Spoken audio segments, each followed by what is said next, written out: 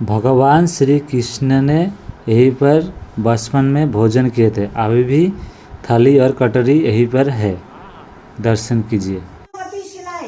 जहाँ भगवान ने बैठ कर के इसी पर भोजन किया था। अच्छा, तभी से इसको भोजन थाली कहते हैं। अच्छा, भोजन थाली। हाँ, अब ये शिला कौन थी, कैसे भगवान यहाँ आए थे भोजन के लिए?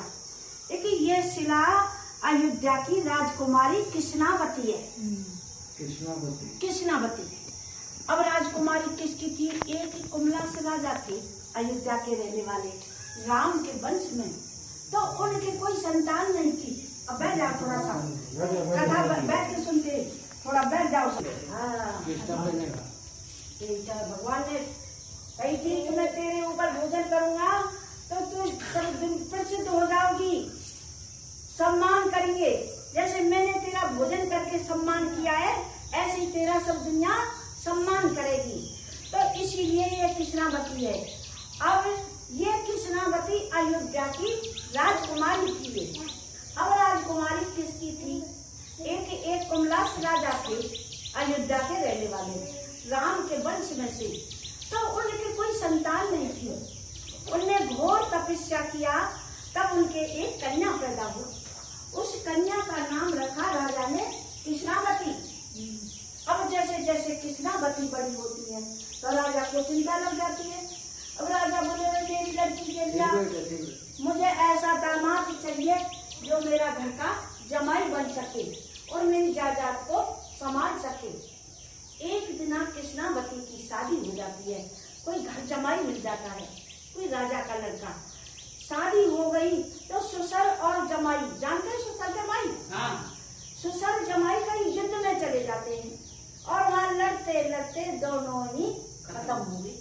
अब रह गई कौन? उनकी बेटी कृष्णावती अकेली। अब कृष्णावती बिल्लाप कर रही है, मैं कैसे रहूंगी? भैया भी नहीं, बाप भी नहीं, पति भी नहीं, मेरा कैसे जीवन कटेगा? किसके साथ कटेगा? मन में बड़े बड़े ख्याल। एक दिन उनके मन में ऐसी भक्ति जागी कृष्णावती के कि उनने घोर तपस्या किया 85 साल तक विष्णु भगवान का। 85 साल। और 85 साल बाद इतना अयोध्या की सरला नदी में नहाने चली जाती हैं। जैसे ही नहा करके निकली तो साक्षात भगवान के दर्शन होते हैं, विष्णु भगवान के। भगवान बोले, बेटा कृष्णावती, तुमने इतना तप किया मेरे लिए, घोर तपस्या की है 85 साल, अब मुझसे क्या वरदान चाहती हो?